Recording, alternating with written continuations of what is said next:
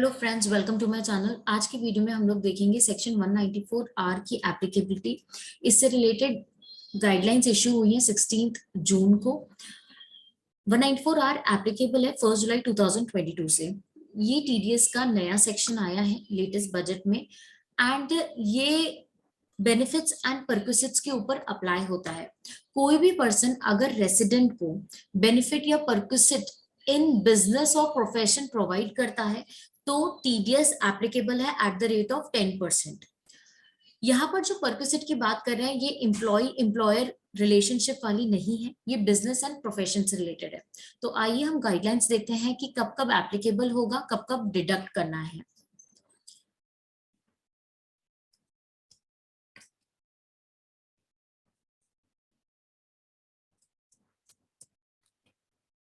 Guidelines जो आई है वो 194 आर सबसेक्शन 2 के तहत आई है एंड 194 आर एप्लीकेबल है फ्रॉम 1 जुलाई 2022 जो की डेट आने वाली है। तो अगर कोई person, any person who is responsible for providing any benefit or perquisite to a resident to deduct at source tax at the rate of 10% of the value or aggregate of value of such benefit or perquisites। तो जो benefit या perquisites provide किया जा रहा है उसकी जो value होगी या aggregate में देखा जाएगा उस अमाउंट पे 10% डिडक्ट करना है। अब यहाँ पर थ्रेशोल्ड लिमिट है 20,000 की।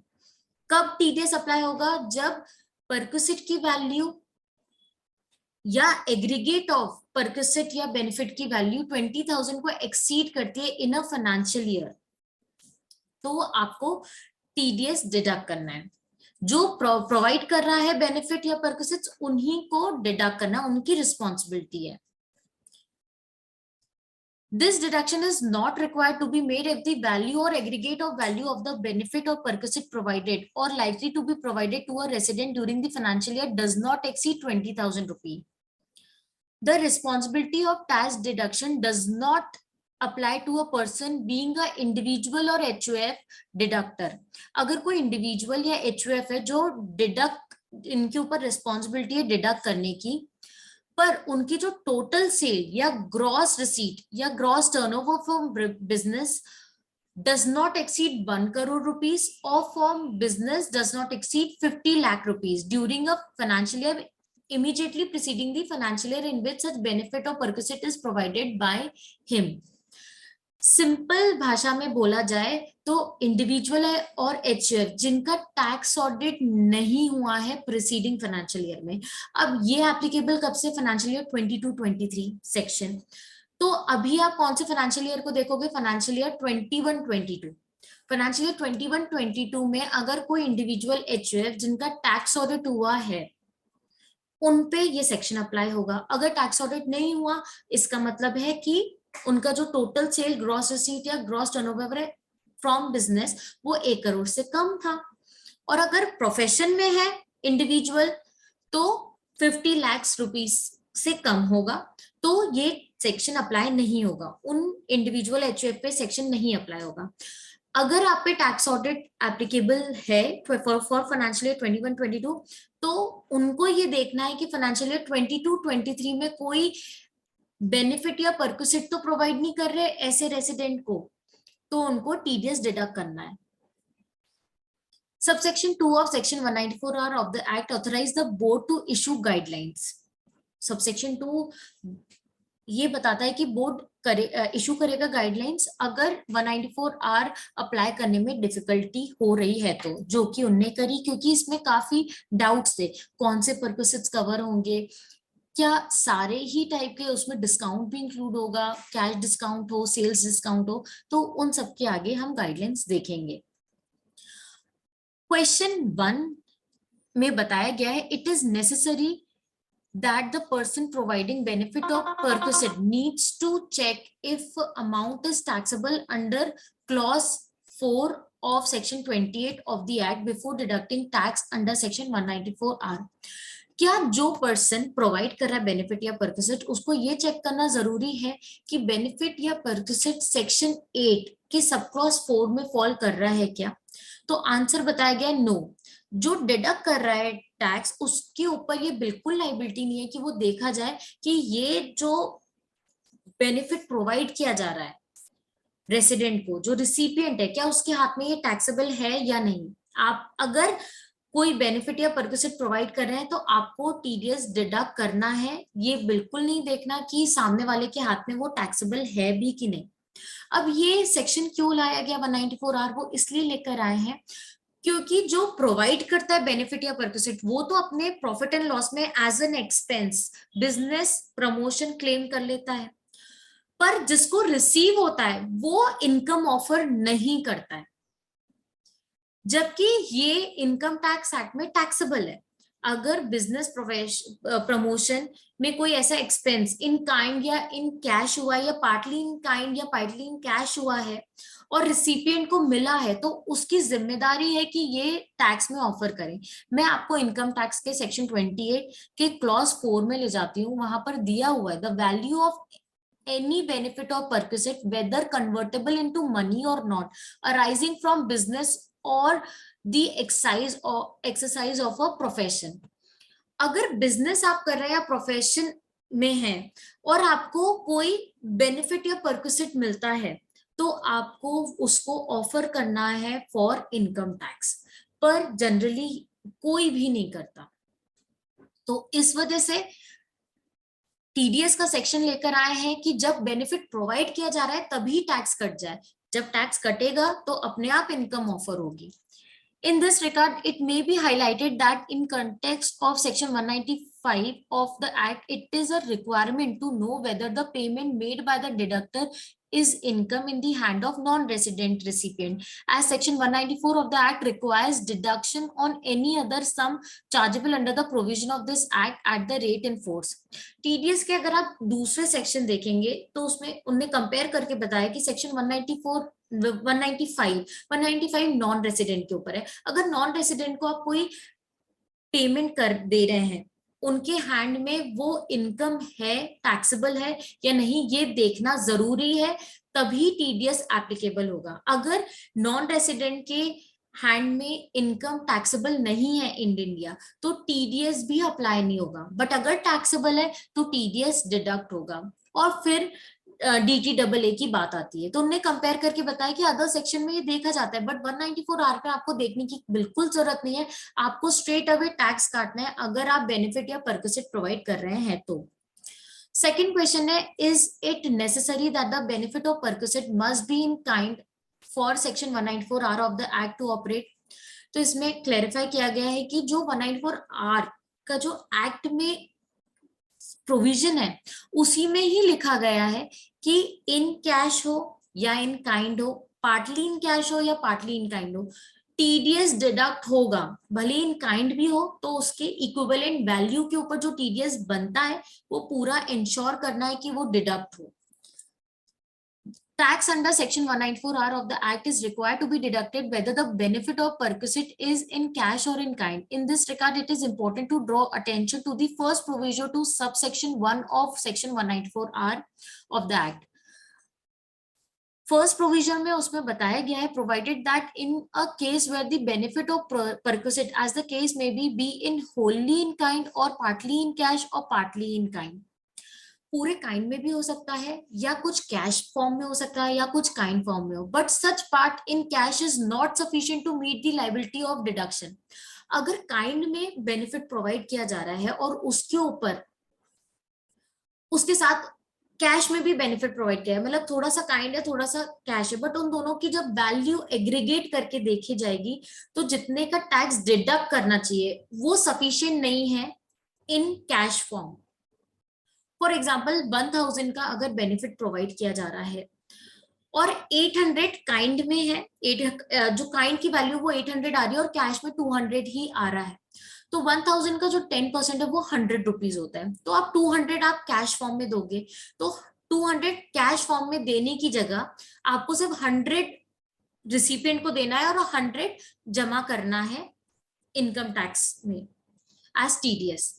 बट अगर एग्जाम्पल में ऐसा कुछ हो कि आप जो काइंड में दे रहे हो उसकी वैल्यू 900 आ रही है या 950 आ रही है, और जो कैश है वो 50 हो रहा है, तो टोटल मिला के 1000 वैल्यू पड़ रही है। अब 1000 के ऊपर जो टैक्स बन रहा है वो 10% आपको डिडक्ट करना है, 100 रुपीज। तो 50 तो आप कैश से ले लोगे, बट बाकी का 50 कैसे लोगे? तो उसके लिए बता रहा है कि such part in cash, that is 50 rupees, is not sufficient to meet the liability of deduction of tax in respect of whole of such benefit or perquisite। whole of such benefit कितना है? 1000। और उसमें से TDS कितना है deduct करना है? 10%, that is 100 rupees. और हमारे पास सफिशिएंट कैश नहीं है क्योंकि कैश सिर्फ 50 रुपीज है। The person responsible for providing such benefit, जो पर्सन प्रोवाइड कर रहा है benefit of perquisite, shall before releasing the benefit of or perquisite ensure that tax required to be deducted has been paid in respect of the benefit or perquisite। मतलब जो बाकी का 50 rupees है आपको या तो कलेक्ट करना है रिसिपिएंट से, और 100 रुपीज इंश्योर करना है कि आप पीडीएस जमा कर दो, उसके बाद ही आप रिलीज करिए बेनिफिट और perquisites। This provision clearly indicates the intent of legislature that there could also be situation where benefit or perquisite is in cash or the benefit or perquisite is in kind, or partly in cash or partly in kind। Thus section 194R of the act clearly brings in its scope the situation where the benefit or perquisite is in cash or in kind। तो मतलब अगर kind में भी आप provide करो, जैसे free samples आप provide करो अपने प्रोडक्ट के टू अ क्लाइंट, तो जो वो फ्री सैंपल्स है वो उसका जो वैल्यू है, अगर आप नॉर्मल बेचते rather than providing as free sample, तो क्या होता? उसके इक्विवेलेंट आपको टीडीएस डिडक्ट करना पड़ेगा। Is there any requirement to deduct tax under section 194R of the act when the benefit of perquisite is in the form of capital asset? तो जो question number 1 में उन्होंने एड्रेस किया कि आपको ये नहीं देखना कि रिसिपिएंट के हैंड में वो टैक्सेबल है या नहीं है, या रेवेन्यू इनकम होगी या कैपिटल एसेट होगा, आपको टीडीएस डिडक्ट करना है। क्वेश्चन नंबर 4 में है whether sale discount, cash discount and rebates are benefit और perquisites. Sale discount, cash discount ये भी एक तरह का बेनिफिट होता है जो प्रोवाइड किया जाता है इन बिजनेस और प्रोफेशन, बट अगर लॉजिकली इसको भी टीडीएस के परव्यू में लेकर आ जाते तो फिर बिजनेस को रन करना बहुत मुश्किल हो जाता। तो इस वजह से अगर सेल डिस्काउंट, कैश डिस्काउंट है या रिबेट है तो ये बेनिफिट या परक्विसिट्स में नहीं आते, क्योंकि जब आप अकाउंटिंग एंट्री करेंगे तो ये बिजनेस प्रमोशन में नहीं करेंगे, आप इसको डिस्काउंट में करेंगे, तो इसलिए इस पे टीडीएस डिडक्ट नहीं होगा। Sale discount, cash discount or rebate allowed to customer from the listed retail price represent lesser realization of sale price itself. To that extent, purchase price of the customer is also reduced. Logically, there are also benefit through those related to sale or purchase. Since TDS under section 194R of the act is applicable on all form of benefit and perquisite, tax is required to be deducted. However, it is seen that subjecting these to tax deduction would put seller to difficulty। Business run करना difficult हो जाएगा क्योंकि discount एक essential part होता है to run business. To remove such difficulty, it is clarified that no tax is required to be deducted under section 194R on sale discount, cash discount और rebate। तो discounts के ऊपर TDS under section 194R नहीं कटेगा, but कुछ कुछ ऐसी exhaustive illustrative list है जिसपे टीडीएस अप्लाई होगा नहीं होगा ये आपको देखना पड़ेगा। तो यहाँ पर उन्होंने एग्जाम्पल के तौर भी समझाया है एंड उसमें कुछ लिस्ट भी प्रोवाइड की गई है। Similarly this relaxation should not be extended. कौन सा रिलैक्सेशन? जो हमने कैश डिस्काउंट, सेल्स डिस्काउंट का देखा, वो कहाँ पे नहीं होगा। To other benefit provided by seller in connection with its sales. अगर सेल्स से रिलेटेड कुछ और तरीका बेनिफिट प्रोवाइड किया जा रहा है तो उस पे ये जो रिलैक्सेशन प्रोवाइड किया गया है कि 194R अप्लाई नहीं होगा, वो अप्लाई नहीं है, मतलब आपको टीडीएस डिडक्ट करना है। To illustrate the following are some example of benefit और perquisite on which tax is required to be deducted. कौन कौन सा?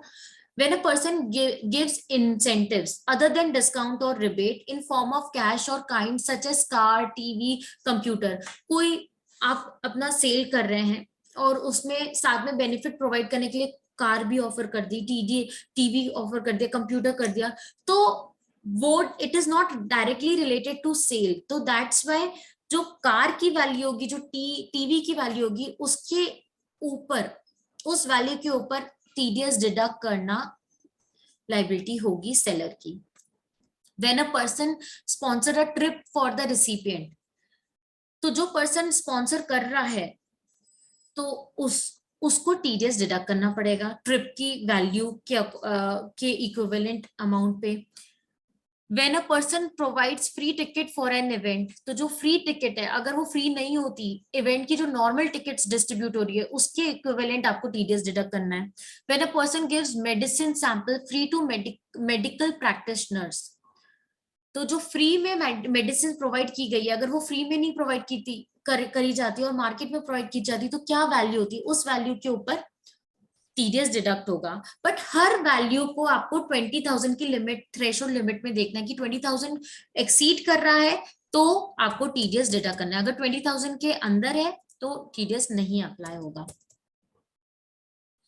Next question is, how is the valuation of benefit perquisite required to be carried out. तो ये बहुत ही simple है, अगर in kind है तो काइंड में आपको देखना है कि फेयर मार्केट वैल्यू क्या है। अगर आप मार्केट में उसको देते तो उसकी वैल्यू क्या होती, और जो वैल्यू होगी उसके ऊपर आपको टीडीएस रेट लगाना है। और कैश में है तो कैश में तो आपको पता ही है कितना अमाउंट है, उतने पे आपको टीडीएस रेट लगाना है। बट इसमें एक क्लैरिफिकेशन ये है कि जीएसटी अमाउंट इंक्लूडेड नहीं होगा। अपार्ट फ्रॉम जीएसटी अमाउंट जो भी टैक्सेबल अमाउंट होगा उसी पे आप TDS deduct करेंगे। Many a times a social media influencer is given a product for a manufacturing company so that he can use that product and make audio or video to speak about that product in social media. Is this product given to such influencer a benefit or perquisite? तो इसमें बताया गया है कि for example अगर कोई YouTuber है, वो मोबाइल के ऊपर रिव्यूज देते हैं, तो मोबाइल उनको फ्री सैंपल के तौर पे मिलता है। अगर वो वीडियो बना के उसके फीचर्स डेमोन्स्ट्रेट करके वो मोबाइल वापस कर देता है टू कंपनी, तो उस इन दैट केस टीडीएस अप्लाई नहीं होगा, क्योंकि वो कोई बेनिफिट नहीं ले रहा है। He is just using that mobile to explain the features, उसके बाद वो वापस कर देता है। बट अगर वो उसको रिटेन कर लेता है, वीडियो बनाने के बाद उसके फीचर्स एक्सप्लेन करने के बाद उसको रिटेन करता है, उसको यूज करता है, वापस नहीं करता, तो in that case it will be termed as benefit given by company to that YouTuber. तो इसलिए इक्विवेलेंट अमाउंट पे टीडीएस डिडक्ट हो जाएगा। Whether reimbursement of out-of-pocket expenses incurred by service provided in the course of rendering service is benefit or perquisite। तो यहाँ पर भी देखने की बात ये है कि अगर जो बिल्स हैं, बिल्स अगर कंपनी के नाम पे हैं, कोई कंसल्टेंट है, एक कंपनी को कंसल्टेंसी सर्विस प्रोवाइड कर रहा है, उसके लिए उसको ट्रैवल करना पड़ रहा है अक्रॉस इंडिया और अक्रॉस वर्ल्ड, तो वो जो ट्रैवलिंग एक्सपेंस है वो अगर कंपनी के नाम पे होंगे बिल्स, तो इसका मतलब है कंपनी रिइंबर्स कर रही है, वो खर्चे कंपनी के, वो कोई बेनिफिट नहीं प्रोवाइड कर रही है कंसल्टेंट को, तो in that case TDS apply नहीं होगा। बट जो बिल्स हैं वो कंसल्टेंट के नाम पे हैं और सारे जो खर्चे हैं वो कंपनी ने बुक करें और ऐसे कोई एग्रीमेंट में भी नहीं लिखा है, तो that means it is an benefit provided to that consultant. In that case, TDS will be applicable. Next question is, there is a dealer conference to educate the dealer about the product of the company. Is it benefit or perquisite? तो इसमें भी ये देखा जाएगा कि specific dealers को बुलाया गया है कि प्रमोशनल डीलर्स को तो नहीं बुलाया गया, एज अ होल बुलाया गया है। ये सारी सब्जेक्टिव इश्यूज हैं, तो यहाँ पर क्लैरिफाई किया गया है the expenditure pertaining to dealer business conference would not be considered as benefit और perquisite for the purpose of section 194R of the act in a case where dealer or business conference is held with the prime objective to educate the dealer about any of the following or similar aspect। जो conference की जा रही है वो new product के ऊपर है, discussion as to how the product is better than other, obtaining orders from dealer, teaching sale technique to dealer और customer, addressing queries of the dealer, reconciliation of accounts with dealer. अगर इससे related as a whole इसमें आप देख सकते हैं कोई भी पर्टिकुलर बेनिफिट नहीं प्रोवाइड किया जा रहा है एक डीलर को। However, such conference must not be in nature of incentive benefit to select dealers or customers who have achieved particular targets. मैंने जैसे आपको स्टार्टिंग में कहा कि अगर जिनने टारगेट अचीव किया है, जो स्पेशल डीलर्स है, सिर्फ उन्हीं के लिए कॉन्फ्रेंस रखी गई है, that means they are providing benefit, उनको ट्रीट या सेलिब्रेशन हो रहा हो, इस वजह से बुलाया, बाकी डीलर्स को नहीं बुलाया. Further, in the following cases, the expenditure would be considered as benefit of Percocet for the purpose of Section 194R of the Act. Expense attributable to leisure trip or leisure component, even if it is incidental to the dealer or business conference. Expenditure incurred for family members accompanying the person attending dealers. Family members का कोई मतलब नहीं है conference में, अगर उनके भी expenditure को स्पॉन्सर कर रहे हैं तो that means they are providing indirect benefit, business promotion कर रहे हैं. Expenditure on participating of dealer business conference of the days which are on account of prior stay. तो इस प्रकार के जो खर्चे अगर किए गए हैं फॉर डीलर और कस्टमर्स, तो that will be covered under section 194R. Next question को क्लैरिफाई किया है. Section 194R provides that if the benefit of perquisite is in kind और partly in kind and cash is not sufficient to meet TDS, then the person responsible for providing such benefit of perquisite is required to ensure that the tax required to be deducted has been paid in respect of the benefit of perquisite before releasing the benefit of perquisite. How can such person be satisfied that tax has been deposited? जैसे हमने starting में example लिया था, 950 का जो product है वो kind में है और उसकी वैल्यू 950 आ रही है और 50 रुपीज कैश में, 1000 का टोटल बेनिफिट है, तो 1000 में 10% 100 रुपीज डिडक्ट होना है. अब जो 100 है हमारे पास कैश सफिशिएंट नहीं है जिससे हम टीडीएस डिडक्ट पाए, तो कैसे इंश्योर करे पर्सन जो प्रोवाइड कर रहा है कि टीडीएस जमा हो जाए? तो इन दैट केस रिसिपिएंट से आपको बात करनी पड़ेगी और उससे डिक्लेरेशन लेना पड़ेगा कि उसने एडवांस टैक्स जमा कर दिया है 50 रुपीज का. 50 रुपीज तो आप टीडीएस जमा कर देंगे, बाकी का जो 50 रुपीज है, जो शॉर्टफॉल है, जो प्रोवाइडर जो प्रोवाइड कर रहा है बेनिफिट, वो नहीं जमा कर पाएगा टीडीएस. तो वो कैसे इंश्योर करे? तो उसको डिक्लेरेशन लेना है फ्रॉम रिसिपिएंट कि उसने एडवांस टैक्स जमा कर दिया है इक्विवेलेंट टू 50 रुपीज, एंड उसी के बाद वो रिलीज करे बेनिफिट या परक्विजिट्स. नेक्स्ट क्वेश्चन जो एड्रेस किया गया है कि इसकी एप्लीकेबिलिटी से रिलेटेड, एप्लीकेबल 1 जुलाई 2022 से है. अब ये जो थ्रेशोल्ड लिमिट है 20,000 की, वो कैसे देखी जाएगी? वो 1 जुलाई 2022 ऑनवर्ड्स देखी जाएगी या 1 अप्रैल 2022 से देखी जाएगी? तो एक क्वेश्चन नंबर 10 में क्लैरिफाई किया गया है कि जो आपको वैल्यू और एग्रीगेट ऑफ वैल्यू देखना है वो 1 अप्रैल 2022 से देखना है. 1 अप्रैल 2022 से लेके आपने 30 जून में जितने भी बेनिफिट या परक्विजिट प्रोवाइड किए हैं एक पर्टिकुलर रेसिडेंट को, उस वैल्यू को भी इंक्लूड करना है while calculating the threshold limit of 20,000 rupees. और अगर वो एक्सीड हो जाती है तो आपको 1 जुलाई से टीडीएस डिडक्ट करना पड़ेगा for further providing the benefit. तो this is how the clarification and difficulty is removed through this guideline. अगर आपको अभी भी कोई डाउट है तो मुझे कमेंट सेक्शन में बता सकते हैं, अपन मिलके वो डाउट को सॉल्व करेंगे. तो आप जब तक मेरे चैनल को सब्सक्राइब करें, ऐसी एजुकेशनल वीडियो आपको मिलते रहेंगे. Thank you.